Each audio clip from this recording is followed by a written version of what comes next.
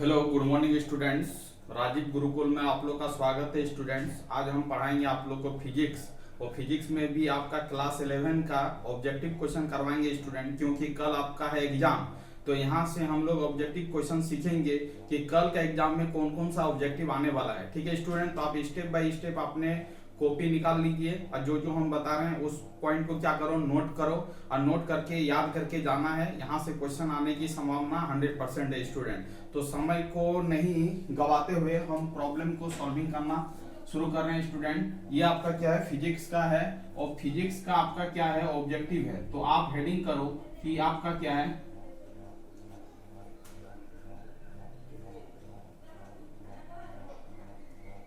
ये फिजिक्स है, ये आपका क्या है स्टूडेंट, ऑब्जेक्टिव क्वेश्चन है।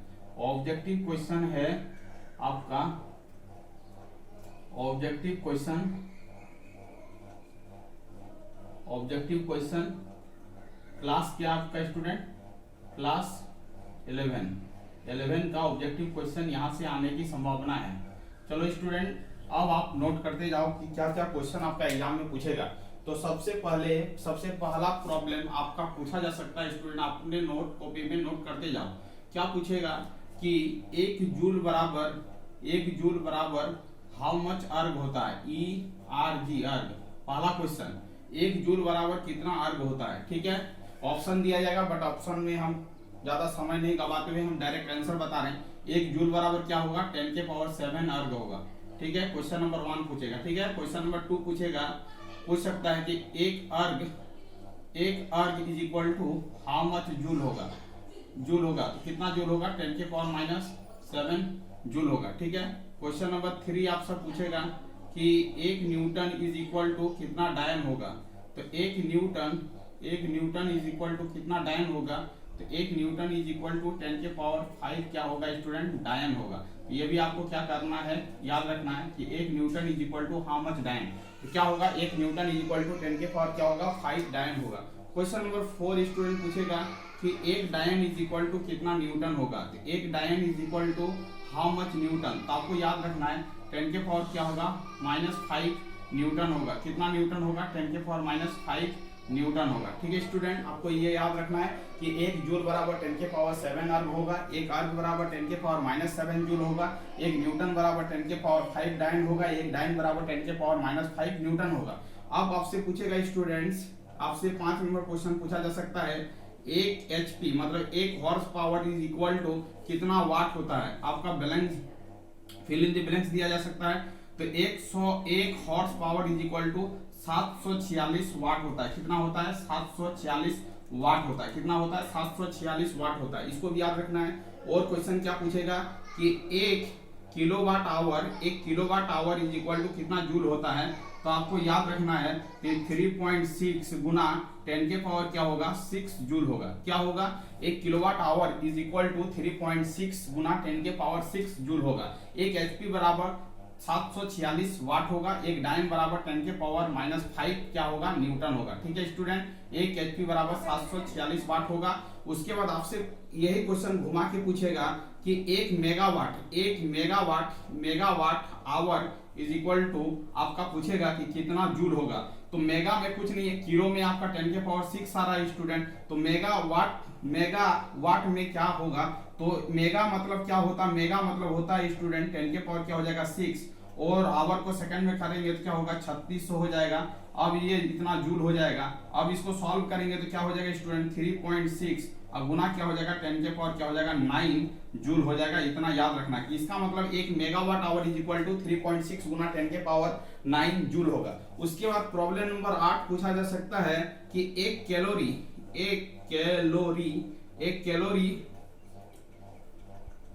Is equal to how much joule होता है। आपको याद रखना स्टूडेंट 4.18 जूल होता है। क्या होता है, 4.18 जूल होता है। ये भी क्वेश्चन आपका इंपॉर्टेंट है, यहाँ से पूछा जा सकता है। उसके बाद आपसे पूछेगा क्वेश्चन नंबर 9 कि डायमेंशन से कुछ प्रॉब्लम पूछा जा सकता है कि what is the dimension of G का डायमेंशन क्या होता है, जी का डायमेंशन क्या होता है। आपको याद रखना है कि m के पावर -1, l के पावर 3, टी के पावर क्या होता है स्टूडेंट -2 होता है। m के पावर -1, l के पावर 3, टी के पावर -2, ये आपका क्या होता है, g का डायमेंशन होता है। ये आपको क्या करना है, याद रखना है। कैसे याद रखना है, इसका फॉर्मूला होता है F इज इक्वल टू होता है G और क्या होता है M1 और क्या होता है स्टूडेंट M2 डिवाइडिंग बाई क्या होता है R स्क्वायर होता है। G का वैल्यू निकालेंगे तो F गुना क्या हो जाएगा R स्क्वायर और डिवाइडिंग बाई क्या हो जाएगा स्टूडेंट M1 और क्या हो जाएगा M2 इज इक्वल टू क्या हो जाएगा G हो जाएगा। ठीक है, अब देखो G का यदि वैल्यू निकालना चाहेंगे तो G का डायमेंशन फोर्स का क्या होता है ML T के पावर क्या होता है -2 होता है, R का स्क्वायर मतलब L स्क्वायर हो जाएगा। यहाँ पर दो मास है, एक मास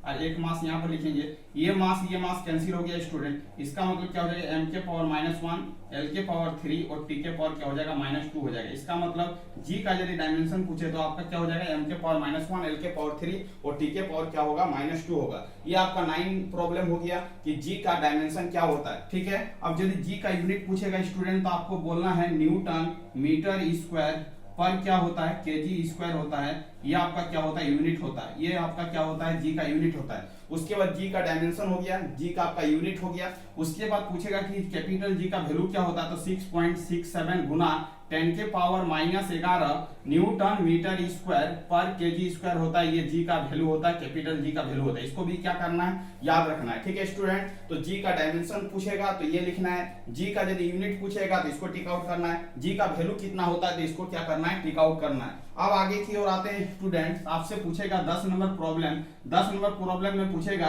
कि आपका इसके वेलोसिटी क्या होता है, इसके वेलोसिटी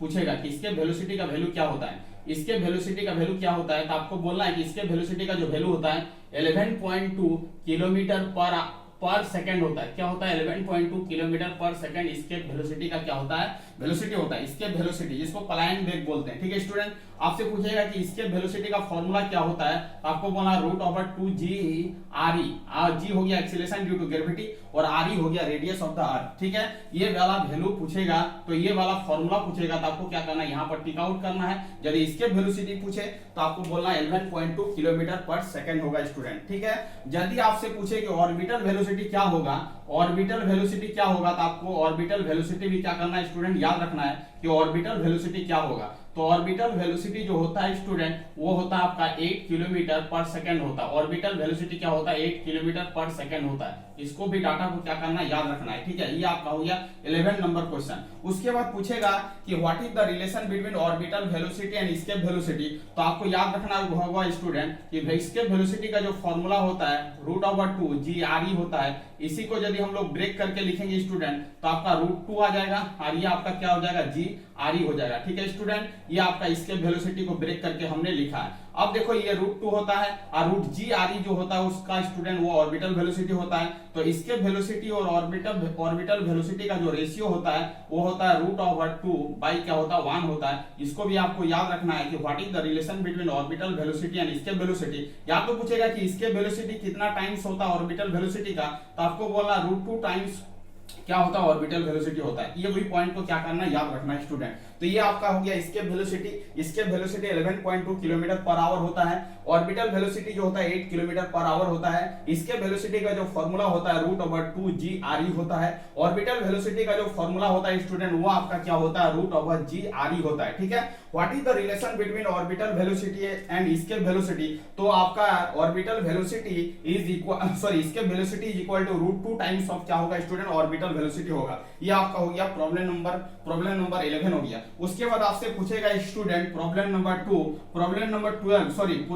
12 में पूछेगा कि आपका पूछेगा कि प्रॉब्लम नंबर 12 में क्या पूछ सकता है स्टूडेंट, आपसे पूछेगा कि सरफेस टेंशन का डायमेंशन क्या होता है। सरफेस टेंशन का डायमेंशन क्या होता है, सरफेस टेंशन का डायमेंशन क्या होता है, तो आपको लिखना होगा सरफेस टेंशन का फॉर्मूला। तो सरफेस टेंशन का जो फॉर्मूला होता है स्टूडेंट फोर्स बाई क्या होता है लेंथ होता है। फोर्स को F से लिखते हैं, L को क्या लिखेंगे लेंथ से रिप्रेजेंट करेंगे। ठीक है, फोर्स का जो आपका डायमेंशन होगा स्टूडेंट ml t के पावर क्या होगा -2 होगा और ये डिस्टेंस है, डिस्टेंस का क्या हो जाएगा या लेंथ है तो L हो जाएगा। इसका मतलब इसका डायमेंशन हो जाएगा स्टूडेंट ml 0 t के पावर क्या होगा -2 होगा, क्योंकि L कैंसिल हो जाएगा तो L बचेगा नहीं तो L का पावर 0 होगा, तो इसका मतलब है m के पावर 1 l के पावर 0 t के पावर -2 होगा, या तो सीधी भाषा में लिख सकते हैं m t के पावर क्या होगा -2 होगा। इस ये आपका सरफेस टेंशन का क्या होगा स्टूडेंट, डायमेंशन होगा। यदि आपसे पूछे कि सरफेस टेंशन का यूनिट क्या होगा, तो न्यूटन पर क्या लिखोगे, मीटर लिखोगे, ये आपका क्या हो गया, यूनिट हो गया। इसका मतलब सरफेस टेंशन का यदि फॉर्मूला पूछे तो आपको बोलना F/L होगा। सरफेस टेंशन का डायमेंशन पूछे तो m t के पावर -2 होगा। सरफेस टेंशन का यूनिट पूछे तो न्यूटन पर मीटर होगा स्टूडेंट। इतना आपको क्या करना है, याद रखना है, ठीक है। अब आते हैं प्रॉब्लम नंबर 13 पर कि 13 का प्रॉब्लम का सॉल्यूशन क्या होगा, ठीक है।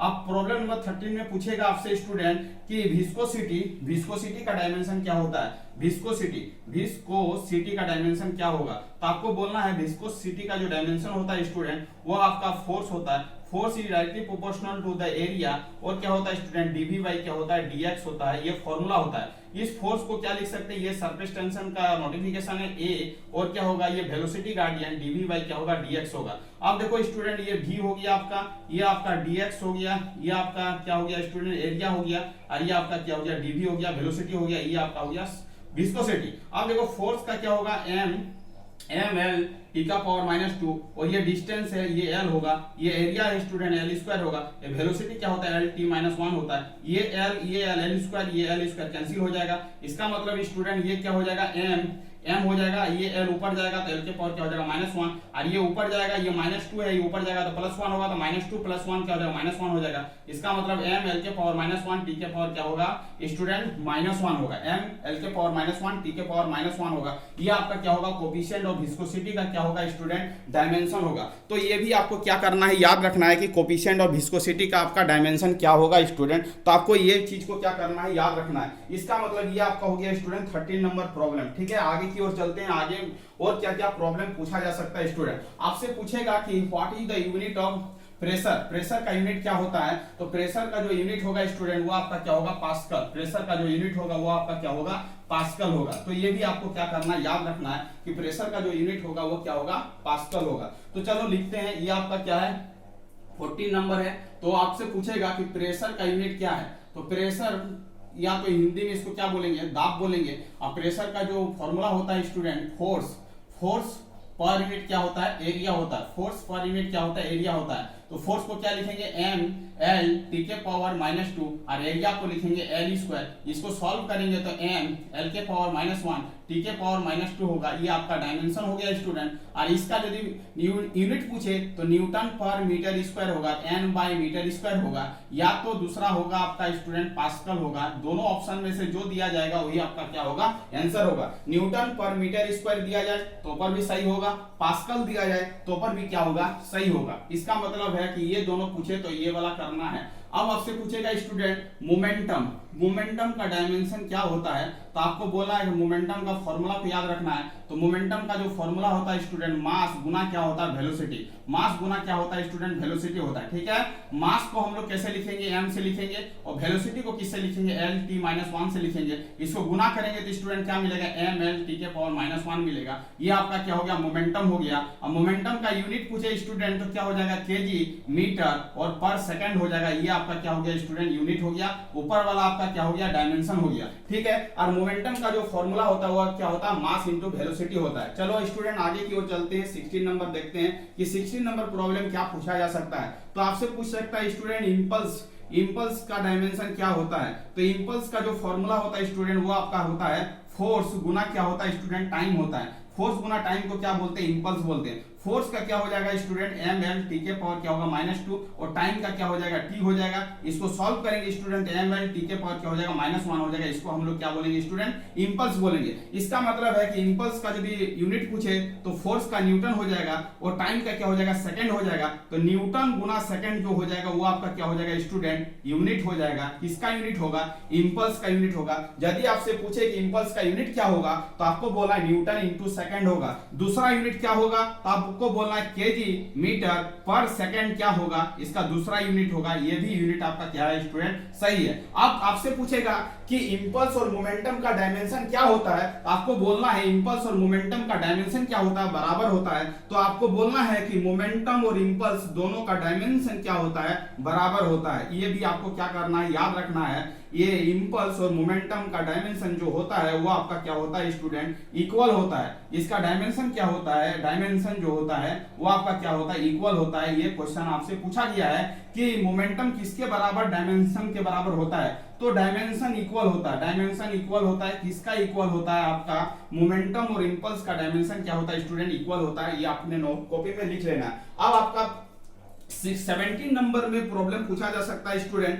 कि टॉर्क किसको बोलते हैं, टॉर्क का फॉर्मूला क्या होगा। तो आपको बोलना है स्टूडेंट टॉर्क का जो फॉर्मूला होगा TORQUE, टॉर्क का जो फॉर्मूला होता है स्टूडेंट परपेंडिकुलर डिस्टेंस गुना क्या होता है स्टूडेंट, फोर्स होता है। परपेंडिकुलर डिस्टेंस गुना क्या होता है, फोर्स होता है। यही आपका क्या होगा स्टूडेंट, टॉर्क का फॉर्मूला होगा। तो परपेंडिकुलर डिस्टेंस को किससे लिखेंगे स्टूडेंट, L से लिखेंगे। और आपका फोर्स जो होगा, इसका जो फॉर्मूला होता है स्टूडेंट परपेंडिकुलर डिस्टेंस, तो इसको R से नोटिफिकेशन करते हैं और इसको F से लिखते हैं। यही आपका क्या होता है, टॉर्क का फॉर्मूला होता है। बट डायमेंशन से देखेंगे तो डिस्टेंस का L हो जाएगा स्टूडेंट, और फोर्स का जो हो जाएगा वो आपका क्या हो जाएगा, ML T के पावर -2 हो जाएगा स्टूडेंट। इसको गुना करेंगे तो आपको मिलेगा ML² T के पावर हो जाएगा -2, और ये आपका क्या हो जाएगा स्टूडेंट, डायमेंशन हो जाएगा। और यदि इसका यूनिट पूछे तो न्यूटन इंटू क्या हो जाएगा, सेकंड हो जाएगा, सॉरी न्यूटन इंटू मीटर हो जाएगा, क्योंकि आपका फोर्स गुना क्या है, परपेंडिकुलर डिस्टेंस है। तो आपसे पूछेगा कि टॉर्क का यूनिट क्या होता है, आपको बोला न्यूटन इंटू मीटर होता है। टॉर्क का डायमेंशन क्या होता है, ML² T के पावर क्या होता है, -2 होता है। टॉर्क का फॉर्मूला क्या होता है, R क्रॉस F होता है। टॉर्क का फॉर्मूला क्या होता है, परपेंडिकुलर डिस्टेंस गुना क्या होता है, फोर्स होता है। यदि आपका वेक्टर फॉर्म में दिया जाए R और F, तो दोनों को क्या करना है, क्रॉस प्रोडक्ट निकालना है। क्रॉस प्रोडक्ट निकाल के जो वैल्यू आएगा वही आपका स्टूडेंट क्या होगा, टॉर्क होगा। इसका मतलब ये भी पॉइंट आपका क्या है, इंपॉर्टेंट है। ये भी आपका एग्जाम में आने की संभावना, कल देखोगे यहां से क्वेश्चन कितना भिड़ जाएगा। अब देखो आपका 18 नंबर प्रॉब्लम देखना है कि 18 नंबर प्रॉब्लम हम स्टूडेंट क्या बता रहे हैं। आप ध्यान दो, आपको सब प्रॉब्लम स्टेप बाय स्टेप हम करवा रहे हैं, ठीक है। अब देखो 18 नंबर प्रॉब्लम में आपसे पूछेगा कि वर्क का फॉर्मूला क्या होता है। तो आप लिखो स्टूडेंट, वर्क का जो फॉर्मूला होता है, वर्क का जो फॉर्मूला होता है वो आपका होता है फोर्स डॉट क्या होता है, डॉट आपका क्या होता है, डिस्प्लेसमेंट होता है। डिस्प्लेसमेंट होता है, फोर्स गुना क्या होता है, डिस्प्लेसमेंट होता है। F डॉट S होता है। तो W इज इक्वल टू क्या होता है स्टूडेंट, फोर्स को F से लिखते हैं और डिस्प्लेसमेंट को क्या लिखेंगे, S से लिखेंगे। ये डॉट प्रोडक्ट है। यदि फोर्स और डिस्प्लेसमेंट को डॉट प्रोडक्ट करेंगे तो आपको क्या मिलेगा स्टूडेंट, वर्क मिलेगा। और इसका फॉर्मूला यदि डॉट प्रोडक्ट को ब्रेक करके लिखेंगे तो F S क्या हो जाएगा स्टूडेंट, cos थीटा हो जाएगा। ये भी फॉर्मूला को याद रखना है कि वर्क का जो फॉर्मूला होता है F S cos थीटा होता है। इसका मतलब वर्क किस पर निर्भर करेगा, फोर्स पर निर्भर करेगा, डिस्प्लेसमेंट पर निर्भर करेगा, और दोनों के बीच में एंगल जो होगा उस पर भी क्या करेगा स्टूडेंट, निर्भर करेगा। इसका मतलब है वर्क का जो फॉर्मूला होगा W is equal to F dot S होगा। ये बार बार पूछा गया है, इसको रट्टा मार लेना है, ये आपका एग्जाम में पूछेगा। यदि इस डॉट प्रोडक्ट को ब्रेक करेंगे तो W इज इक्वल टू क्या हो जाएगा, F S cos थीटा हो जाएगा। अब देखो स्टूडेंट यहाँ पर कुछ केस बनेगा। क्या केस बनेगा, यदि थीटा आपका 0 डिग्री है तो आपका वर्क डन क्या होगा, तो F S और cos 0 का वैल्यू क्या होता है, 1 होता है। तो वर्क डन क्या हो जाएगा, F डॉट क्या हो जाएगा, S हो जाएगा। तो वर्क कैसा हो जाएगा स्टूडेंट, पॉजिटिव हो जाएगा। कब पॉजिटिव होगा, जब थीटा क्या हो, 0 डिग्री हो, तो वर्क क्या होगा आपका, पॉजिटिव होगा। अब केस नंबर दूसरा बनेगा स्टूडेंट, ये आपका क्या है, ये आपका केस नंबर क्या है, 1 है। ये आपका क्या है, केस नंबर 1 है। अब देखो केस नंबर 2, केस नंबर 2, यदि आपका थीटा स्टूडेंट क्या हो जाए, 180 डिग्री हो जाए तो वर्क डन क्या होगा। तो इसका मतलब है F डॉट S और cos 180 डिग्री का वैल्यू क्या होगा, आप ही बताओ। तो आप जानते हो कि cos 180 डिग्री का वैल्यू जो होता है स्टूडेंट वो क्या होता है, -1 होता है। इसका मतलब माइनस F डॉट क्या हो जाएगा, S हो जाएगा। अब वर्क कैसा हो गया आपका, निगेटिव हो गया। निगेटिव कब होगा, आपसे पूछेगा कि वर्क डन कब निगेटिव होगा, तो बोलना है फोर्स और डिस्प्लेसमेंट के बीच में यदि एंगल 180 डिग्री हो तो आपका वर्क डन क्या होगा, निगेटिव होगा।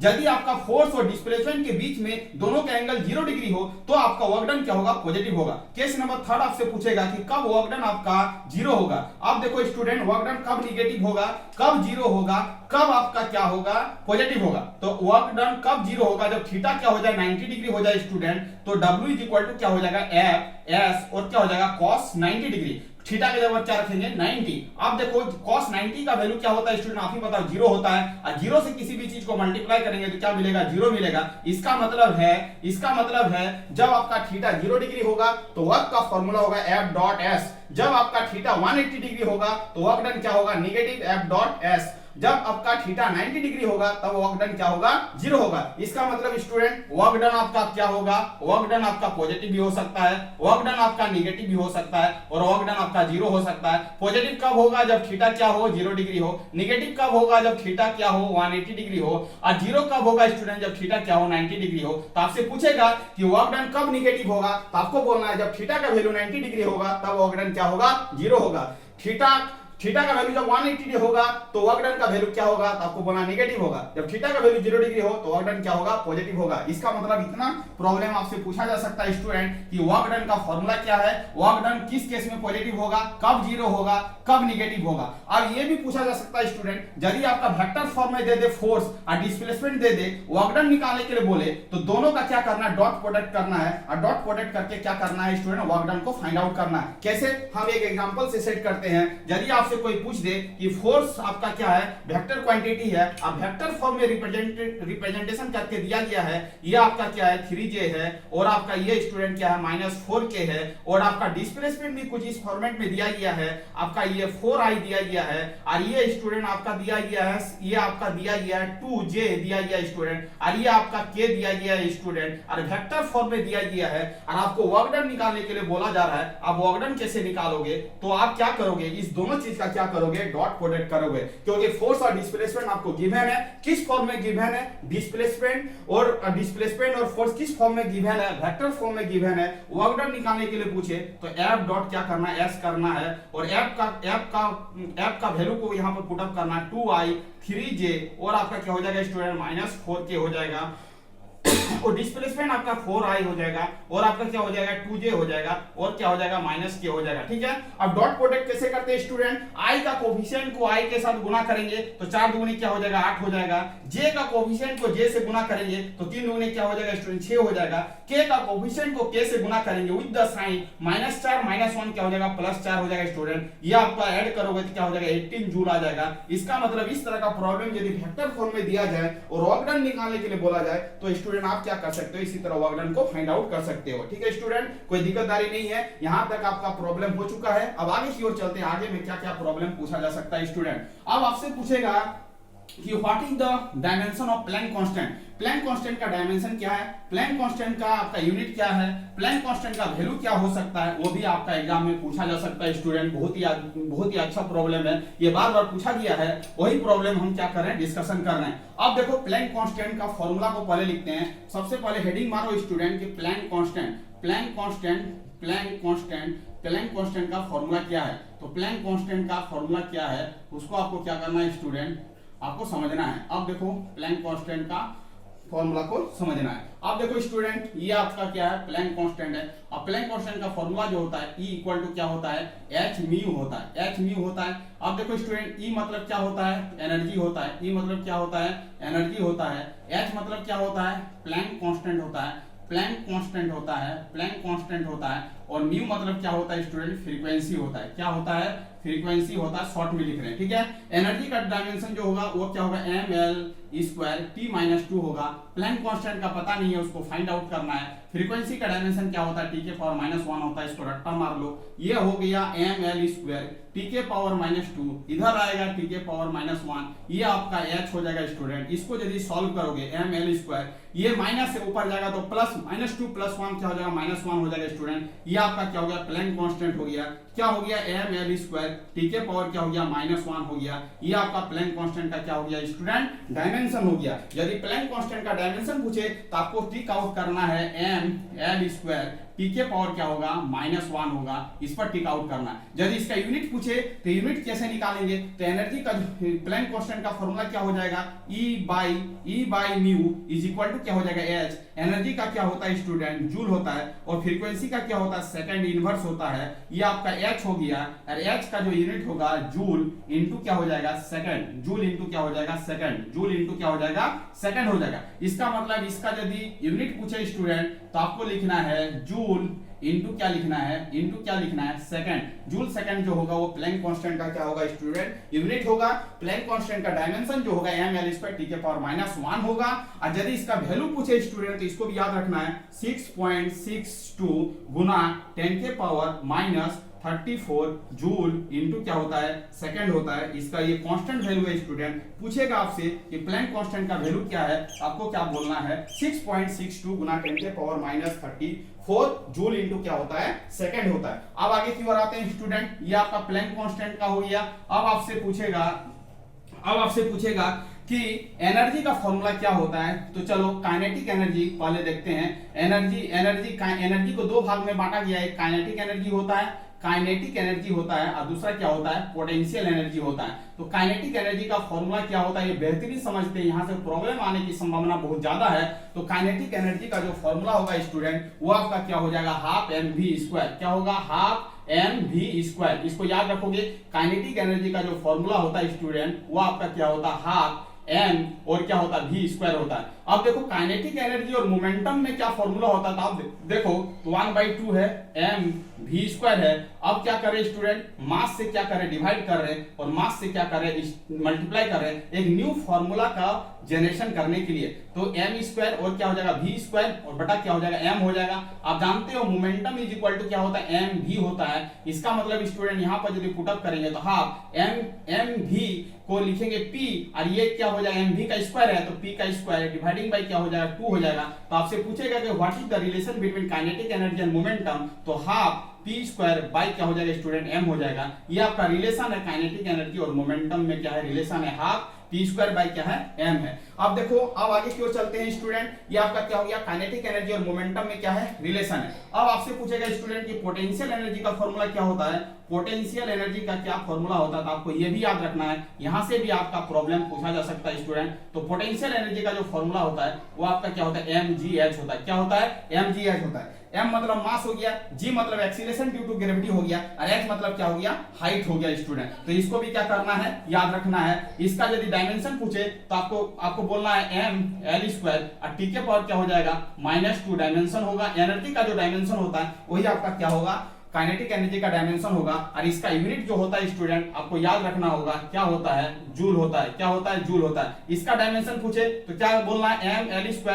t के पावर क्या बोलना है, -2 बोलना है। इसका यूनिट पूछे तो आपको क्या बोलना है, जूल बोलना है। क्या बोलना है, जूल बोलना है। इसका मतलब पोटेंशियल एनर्जी और काइनेटिक एनर्जी का डायमेंशन और यूनिट क्या होता है स्टूडेंट, दोनों सेम होता है, खाली फॉर्मूला क्या होता है, डिफरेंट होता है। चलो अब आते हैं पावर पर। पावर का फॉर्मूला क्या होगा स्टूडेंट, तो आप जानते हो पावर का मतलब क्या होता है, पावर इज इक्वल टू क्या होता है, work done per unit time होता है। Work done per unit time मतलब पर यूनिट टाइम में कितना वर्क करेंगे उसी को क्या बोलेंगे स्टूडेंट, पावर बोलेंगे। अब पावर का यूनिट क्या पूछेगा, पावर का यूनिट क्या होता है, तो आपको बोला पावर का यूनिट जो होता है वाट होता है। और पावर का डायमेंशन पूछेगा तो ये लिखो, वर्क डन का ml² t-2 होता है और टाइम का t होता है। इसको सॉल्व करेंगे तो ml² t के पावर क्या होगा, -3 होगा। ये पावर का क्या हो गया, डायमेंशन हो गया। और इसका यूनिट पूछेगा तो यूनिट जो होता है स्टूडेंट वो आपका क्या होता है, वाट होता है। वाट जो होता है वो पावर का क्या होता है, यूनिट होता है। तो आपसे पूछेगा what is the unit of power, तो बोलना watt. What is the energy,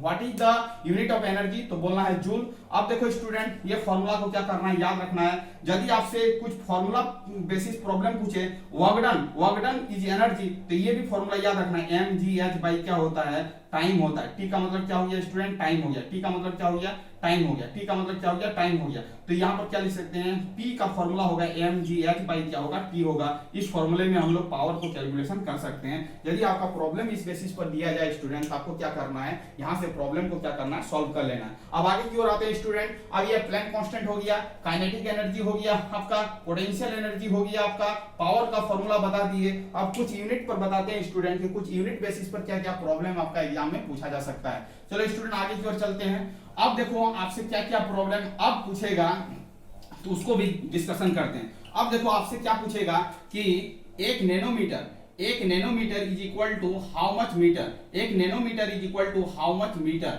एक nanometre equal to how much metre. तो आपको बोलना 10⁻⁹ मीटर। बोलना है, ठीक है। आपसे पूछेगा कि एक picometre is equal to how much metre, तो बोलना 10 के पावर माइनस 12 मीटर, ठीक है स्टूडेंट। आपसे पूछेगा कि एक micrometre is equal to how much metre, तो आपको बोलना 10 के पावर माइनस 6 मीटर। समझ में आ रहा बात की स्टूडेंट। आपसे पूछेगा कि एक एंगस्ट्रॉम बराबर कितना मीटर, एक एंगस्ट्रॉम बराबर कितना मीटर, तो आपको बोलना 10 के पावर माइनस 10 मीटर। ये सबको याद रख लेना है, ठीक है स्टूडेंट। अब यदि घुमा के पूछे कि आपसे पूछे कि एक metre is equal to how much nanometre, तो आप बोलो कि एक metre is equal to how much metre. तो देखो एक नैनोमीटर इक्वल टू 10 के पावर माइनस 9 मीटर है, तो कैसे कन्वर्ट करोगे। देखो एक नैनोमीटर इज इक्वल टू क्या है, 10 के पावर माइनस 9 मीटर है। आपसे 1 मीटर पूछ रहा था, एक नैनोमीटर, और यहाँ पर क्या करना है, 10 के पावर माइनस 9 करना है, तो ये क्या हो जाएगा 1 मीटर हो जाएगा। अब देखो ये क्या हो जाएगा, 10 के पावर ऊपर जाएगा, 10 के power 9 nanometre is equal to क्या हो जाएगा, 1 मीटर हो जाएगा। इसका मतलब है 1 मीटर इज इक्वल टू क्या हो जाएगा, 10 के पावर 9 नैनोमीटर हो जाएगा, ठीक है स्टूडेंट। ये भी आपको याद रखना है। 1 मीटर इज इक्वल टू कितना पिको मीटर होगा, तो 10 के पावर क्या होगा, 12 पिकोमीटर। उल्टा करके पूछे तो ये सिर्फ बताना है, ठीक है। उसके बाद पूछेगा कि 1 मीटर इज इक्वल टू कितना माइक्रोमीटर होता है, तो 10 के पावर 6 माइक्रोमीटर होता है, ये भी बताना है। अब उससे स्टूडेंट पूछेगा 1 मीटर इक्वल टू कितना एंगस्ट्रॉम होता है, तो 10 के पावर क्या होगा, 10 एंगस्ट्रॉम होगा। उल्टा करके पूछेगा तो ये सब चीज को क्या करना है, याद रखना है। इसका मतलब स्टूडेंट ये सब चीज को याद रखना है कि एक नैनोमीटर इज इक्वल टू 10 के पावर माइनस 9 मीटर, एक पिकोमीटर इज इक्वल टू 10 के पावर माइनस 12 मीटर, एक माइक्रोमीटर इज इक्वल टू 10 के पावर माइनस 6 मीटर, एक एंगस्ट्रॉम बराबर क्या होता है, 10 के पावर माइनस 10 मीटर होता है, 1 मीटर बराबर क्या होता है, 10 के पावर 9 नैनोमीटर होता है, 1 मीटर बराबर 10 के पावर 12 पिकोमीटर होता है, 1 मीटर बराबर 10 के पावर 6 माइक्रोमीटर होता है, 1 मीटर बराबर 10 के पावर 10 एंगस्ट्रॉम होता है। ये सब प्रॉब्लम पूछा जा सकता है स्टूडेंट, यूनिट से पूछा जा सकता है, ये भी इंपॉर्टेंट है, ये बार बार पूछा गया है, यहां से आने की संभावना बहुत ज्यादा है, तो इसको नोट करो। उसके बाद आपसे पूछेगा कि लाइट ईयर किसका यूनिट है, लाइट ईयर आपका किसका यूनिट है, तो आप इस प्रॉब्लम को लिखो कि लाइट ईयर किसका यूनिट है। तो लाइट ईयर जो यूनिट होता है वो किसका यूनिट होता है, तो आपको बोलना है कि लाइट ईयर जो यूनिट होता है वो किसका यूनिट होता है, तो आपको बोलना है डिस्टेंस का यूनिट होता है। क्या होता है स्टूडेंट, किसका यूनिट होता है, डिस्टेंस का यूनिट होता है लाइट ईयर। इसका मतलब लाइट ईयर किसका यूनिट होता है, डिस्टेंस का यूनिट होता है, आपको फिलअप करना है। चलो आगे की ओर चलते हैं। सबसे अब देखो आपसे पूछेगा what is the relation between distance and displacement, तो आपको बोलना है स्टूडेंट डिस्टेंस और डिस्प्लेसमेंट में जो रिलेशन होता है आपको लिखना है यहाँ पर डिस्टेंस बटा डिस्प्लेसमेंट ये जो रिलेशन होगा वो आपका क्या हो जाएगा, डिस्टेंस बटा displacement is greater than equal to क्या हो जाएगा स्टूडेंट, 1 हो जाएगा। तो आप लिख सकते हो यहाँ पर distance is greater than equal to क्या हो जाएगा स्टूडेंट, डिस्प्लेसमेंट हो जाएगा। ये भी आपको क्या करना है, याद रखना है। ये भी आपका पूछा जा सकता है कि what is the relation between distance and displacement, तो इस पॉइंट को भी याद रखना है स्टूडेंट। आगे की ओर चलते हैं, आगे का कुछ और बेहतरीन प्रॉब्लम को लेते हैं और आगे की ओर बढ़ जाते हैं स्टूडेंट। और आपसे पूछेगा क्या क्या पूछेगा वो भी चीज को हम लोग देखते हुए आगे की ओर बढ़ते हैं स्टूडेंट, ठीक है। आप पूछेगा कि केपलर्स लॉ से पूछेगा। अब देखो सॉरी ये हो गया। उसके बाद ये है आप वेक्टर और स्केलर को थोड़ा सा मतलब क्लियर कर लेते हैं स्टूडेंट। अब पूछेगा स्टूडेंट वेक्टर क्वांटिटी किसको बोलते हैं और स्केलर क्वांटिटी किसको बोलते हैं, तो देख लो वेक्टर क्वांटिटी और स्केलर क्वांटिटी को देख लेते हैं, थोड़ा सा समझ लेते हैं स्टूडेंट। वेक्टर क्वांटिटी उस तरह के क्वांटिटी को बोलेंगे जिसमें आपका क्या होगा, मैग्नीट्यूड होगा और डायरेक्शन होगा और ट्रायंगल लॉ को जो फॉलो करेगा उसको क्या बोलेंगे स्टूडेंट, वेक्टर क्वांटिटी बोलेंगे। इसका एग्जांपल समझने का कोशिश करो तो आपसे पूछेगा कि कौन कौन सा वेक्टर क्वांटिटी है, आपको बोलना है डिस्प्लेसमेंट क्या है, वेक्टर क्वांटिटी है, तो डिस्प्लेसमेंट क्या हो गया, वेक्टर क्वांटिटी हो गया। और आपसे पूछेगा कि फोर्स कैसा क्वांटिटी, तो आपको बोलना फोर्स कैसा क्वांटिटी, वेक्टर क्वांटिटी है। उसके बाद आपसे पूछेगा कि एक्सीलरेशन कैसा क्वांटिटी है, एक्सीलरेशन कैसा क्वांटिटी, तो आपको बोलना है स्टूडेंट एक्सीलरेशन जो होता है वो वेक्टर क्वांटिटी होता है। उसके बाद आपसे पूछेगा कि टॉर्क कैसा क्वांटिटी है, तो आपको बोलना है टॉर्क जो होता है वो क्या होता है, वेक्टर क्वांटिटी होता है। तो कुछ क्वांटिटी क्या है, वेक्टर क्वांटिटी है। उसके बाद आपसे पूछेगा स्टूडेंट की वेलोसिटी कैसा क्वांटिटी है, तो आपको बोलना वेलोसिटी जो होता है वो क्या होता है, वेक्टर क्वांटिटी होता है। तो ये सब कुछ वेक्टर क्वांटिटी है स्टूडेंट। डिस्प्लेसमेंट हो गया, फोर्स हो गया, एक्सीलरेशन हो गया, टॉर्क हो गया, वेलोसिटी हो गया, ये आपका क्या है स्टूडेंट, वेक्टर क्वांटिटी है। और स्केलर क्वांटिटी का कुछ एग्जांपल बता दे रहे स्टूडेंट जो आपका एग्जाम में पूछने की संभावना है ज्यादा। स्केलर क्वांटिटी आपका क्या क्या है, स्केलर क्वांटिटी आपका क्या क्या है स्टूडेंट, तो आप देख लो स्केलर क्वांटिटी जो बेसिक जो कुछ कुछ पूछेगा तो आपका क्या हो गया स्केलर क्वांटिटी में आपका करंट जो हो गया स्टूडेंट वो आपका क्या हो गया स्केलर क्वांटिटी हो गया, डिस्टेंस जो हो गया वो आपका क्या हो गया स्केलर क्वांटिटी हो गया, उसके बाद वर्क कैसा क्वांटिटी है स्केलर क्वांटिटी है, एनर्जी कैसा क्वांटिटी है तो स्केलर क्वांटिटी है, और आपसे पूछेगा कि स्पीड कैसा क्वांटिटी है तो आपको बोलना है स्पीड जो होता है स्टूडेंट वो आपका क्या है स्केलर क्वांटिटी है, मैक्सिमम क्वांटिटी जो होता है वो क्या होता है आपका स्टूडेंट स्केलर क्वांटिटी होता है, करंट हो गया, डिस्टेंस हो गया, उसके बाद वर्क हो गया, एनर्जी हो गया, स्पीड हो गया, पावर हो गया, ये सब स्टूडेंट क्या है स्केलर क्वांटिटी है। तो हमने कुछ एग्जांपल बता दिया, यहां से प्रॉब्लम पूछा जा सकता है, आपसे पूछेगा कि which one of the quantity is scalar quantity या वेक्टर क्वांटिटी, आपको चुनने के लिए बोलेगा तो आप आराम से चुन सकते हो कि जिसमें मैग्नीट्यूड और डायरेक्शन दोनों होगा उसको क्या बोलेंगे वेक्टर क्वांटिटी बोलेंगे, जिसमें सिंपल मैग्नीट्यूड होगा डायरेक्शन नहीं होगा उसको क्या बोलेंगे स्टूडेंट स्केलर क्वांटिटी बोलेंगे। तो यहां से प्रॉब्लम आने की संभावना है बहुत ज्यादा है,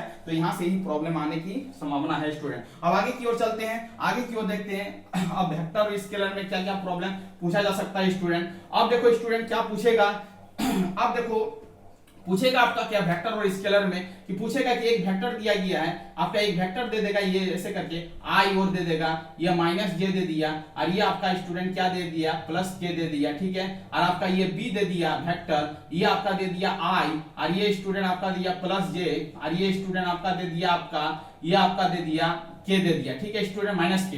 पूछेगा कि ए और बी वेक्टर के बीच में एंगल कितना, find the angle between find the angle between vector A and vector B, vector A और वेक्टर B के बीच में एंगल क्या है, find angle between vector A and vector B। Angle निकालने के लिए पूछेगा तो कुछ वेक्टर का फॉर्मूला स्टूडेंट है उस फॉर्मूला को देख लेंगे तो एंगल निकल जाएगा। अब देखो स्टूडेंट वेक्टर का फॉर्मूला होता है A dot B vector is equal to क्या होता है मॉड ऑफ A और क्या होता है मॉड ऑफ B और क्या होता है cos थीटा होता है। अब दोनों वेक्टर को डॉट करना है स्टूडेंट, I है ये आपका J है ये आपका क्या A है K है ये एक वेक्टर है, अब B जो है वो क्या I है ये आपका J है और ये आपका क्या K है, और ये स्टूडेंट क्या है आपका मॉड है। तो मॉड का मतलब है कि A का मॉड निकालना तो इस I का कोफिशिएंट का स्क्वायर, J का कोफिशिएंट का स्क्वायर और क्या होगा K का कोफिशिएंट का क्या होगा स्टूडेंट स्क्वायर होगा। उसके बाद यहाँ पर क्या हो जाएगा आपका B वेक्टर का मैग्नीट्यूड निकालना तो 1 का स्क्वायर और क्या हो जाएगा J का कोफिशिएंट का स्क्वायर और क्या हो जाएगा आपका -1 का क्या हो जाएगा स्क्वायर हो जाएगा स्टूडेंट, और आपका क्या हो जाएगा cos थीटा हो जाएगा। अब देखो इसको करेंगे इसका कोफिशिएंट को इसका कोफिशिएंट से गुणा करेंगे तो 1 होगा, इसका कोफिशिएंट को इसके कोफिशिएंट गुणा करेंगे -1 होगा, और इसका कोफिशिएंट को इसके कोफिशिएंट से गुणा करेंगे तो क्या होगा स्टूडेंट -1 होगा। अब इसको मॉड से भाग देंगे तो ये क्या हो जाएगा 1, ये हो जाएगा 1 और ये हो जाएगा आपका 1 और ये आपका क्या हो जाएगा 1 ये 1 और ये 1 हो जाएगा, और ये आपका क्या हो जाएगा cos थीटा हो जाएगा स्टूडेंट। जो कटेगा उसको काट लेंगे, -1 बाई क्या हो जाएगा 3 हो जाएगा, ये आपका क्या हो जाएगा cos थीटा हो जाएगा। तो थीटा इक्वल टू क्या हो जाएगा cos इनवर्स -1/3 हो जाएगा। तो यही आपका क्या होगा स्टूडेंट थीटा होगा। थैंक यू स्टूडेंट, वीडियो के यहीं पर एंड करते हैं। आप चैनल में नए आए हैं तो चैनल को क्या करना है सब्सक्राइब कर लेना है। यहाँ पर हम ऑब्जेक्टिव क्वेश्चन बता दिए, बहुत सारा ऑब्जेक्टिव क्वेश्चन बता दिए। अब एक वीडियो और अपलोड करेंगे जो आपका ऑब्जेक्टिव क्वेश्चन का पार्ट 2 रहेगा student. Thank you student, video के यहीं पर एंड करते हैं। कोई चैनल में आए हैं तो क्या करना है सब्सक्राइब कर लेना है।